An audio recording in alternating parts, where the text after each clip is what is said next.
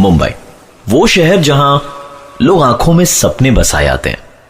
दिन की रोशनी और रात की चकाचौंध हमेशा ना इस शहर को जिंदा रखती है। पर इस रोशनी और चकाचौंध के पीछे छिपे हैं कई राज, जिनको किसी ने जानने की कोशिश नहीं की, क्योंकि जिंदगी यहां चलती नहीं, दौड़ती है। शायद यही कारण था कि उन लोगों ने उनकी जिंदगी में हो रही अजीबो गरीब घटनाओं के पीछे का राज जानने की बहुत दिनों तक कोशिश ही नहीं की। आज की यह कहानी प्रकाश, उसकी गर्लफ्रेंड नंदिनी और भास्कर के साथ हुई घटनाओं पर आधारित है। ये तीनों एक साथ बोरीवली के 2 BHK फ्लैट में रहते थे। जहां शिफ्ट हुए उन्हें सिर्फ 3 महीने ही हुए थे।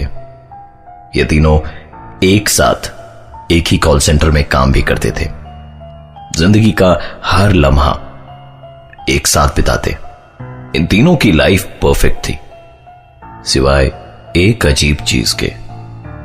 हर दिन सुबह जब 3 बजे ये अपनी कॉल सेंटर की ड्यूटी के लिए उठते, तो घर के बाथरूम, किचन या डाइनिंग हॉल की लाइट को ऑन पाते। एक दूसरे से सवाल जवाब करने पर एक ही नतीजा निकलता, और वो ये कि उन तीनों में से किसी ने भी रात को बाथरूम, किचन या डाइनिंग हॉल की लाइट नहीं जलाई थी। इस अजीब घटना की शुरुआत आज से 3 महीने पहले हुई थी, जब उन्होंने इस घर को अपना घर बनाया था। इन तीनों ने इस बात को किसी के साथ भी डिस्कस नहीं किया, क्योंकि उन्हें हमेशा यह डर सताता था कि शायद उनके दोस्त उनका मजाक उड़ाना शुरू कर दे। इस कहानी की अभी तक की बातें मुझे बहुत नॉर्मल लगी, क्योंकि मैंने खुद ने अपने घर में टीवी को 3-4 बार खुद ब खुद स्टार्ट होते देखा है। शायद कोई टेक्निकल प्रॉब्लम हो, लेकिन अगर हम प्रकाश, नंदिनी और भास्कर की कहानी की बात करें तो घटनाएं सिर्फ लाइट के ऑन रहने तक सीमित नहीं रही, क्योंकि धीरे धीरे एक के बाद एक अजीबो गरीब घटनाओं ने उनके दिमाग में कई सवाल खड़े कर दिए। शाम करीबन 5 बजे ये तीनों अपने काम से लौटते थे, और शाम ठीक 6 बजे घर का काम करने वाली बाई भी पहुंच जाती। कभी कभार इस बाई के साथ उसका बच्चा भी आता, जो पूरे घर में खेलता रहता और उनके सामानों से छेड़छाड़ करता रहता। मुंबई शहर में बाई मिलना बहुत मुश्किल है, और इसलिए शायद वो बाई के इस बच्चे के सारे नखरों से परेशान होते हुए भी अपनी तरफ से कोई आपत्ति नहीं जताते थे।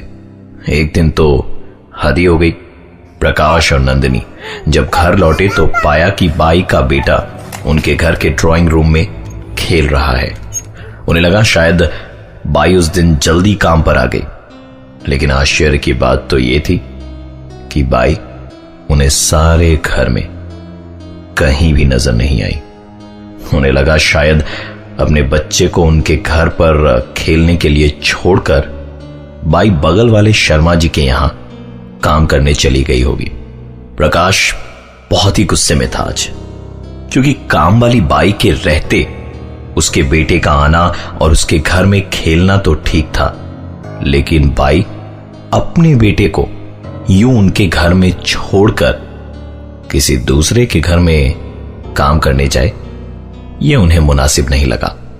करीबन 1 घंटे इंतजार करने के बाद प्रकाश और नंदिनी बगल वाले शर्मा जी के घर गए काम वाली बाई के बारे में पता लगाने। शर्मा जी का जवाब सुन दोनों हक्के बक्के रह गए, क्योंकि शर्मा जी के अनुसार काम वाली बाई तो आज आई ही नहीं थी। एक अजीब सी कश्मकश में दोनों अपने दिमाग में सवालों की लड़ी लिए वापस अपने घर की ओर लौटे। लेकिन इस बार आश्चर्यजनक रूप से पूरे घर में वो बच्चा उन्हें कहीं भी नजर नहीं आया। दोनों के मन में कई सवाल उठ रहे थे और उन्हें पार्टी के लिए देर हो रही थी, इसलिए ज्यादा सोचे बिना तैयार होकर पार्टी के लिए निकल पड़े। रात करीबन 8 बजे ओवरटाइम करने के बाद भास्कर घर लौटा और उसे इस पूरे इंसिडेंट के बारे में कुछ भी पता नहीं था। आपको क्या लगता है, घर लौटने के बाद भास्कर ने क्या देखा होगा?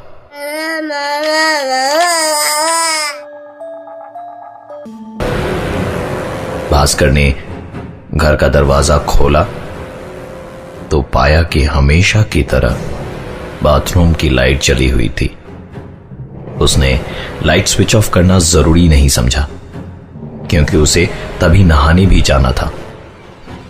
रूम में एंटर करके भास्कर ने अलमारी खोल अपना टॉवल निकाला और बाथरूम की ओर चल पड़ा। भास्कर ने जैसे ही बाथरूम का दरवाजा खोला, उसके पैरों तले जमीन खिसक चुकी थी। बाथरूम के फर्श और दीवार पर सिर्फ खून ही खून के धब्बे थे। डरे हुए भास्कर ने तुरंत बाथरूम का दरवाजा बंद करा और डर के मारे वो मेन डोर की ओर भागा। अचानक उसके भागते हुए कदम एक आवाज को सुनकर रुक गए। ये आवाज भास्कर के कमरे से आ रही थी। सहमे हुए कदमों से भास्कर अपने रूम की ओर आगे बढ़ा और रूम का नजारा देख उसे अपनी आंखों पर विश्वास नहीं हो रहा था। भास्कर ने देखा कि उसके भाई का बच्चा उसके बिस्तर पर अपने घुटनों में मुंह को छिपाए बैठा था। भास्कर ने उससे पूछा कि तुम यहां क्या कर रहे हो? अभी तो तुम यहां नहीं थे।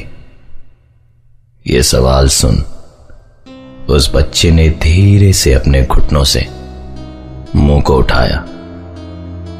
उस बच्चे के चेहरे पर एक अजीब सी तेज और होठों पर एक अजीब सी मुस्कान थी, मानो जिनमें कई राज समाये हों।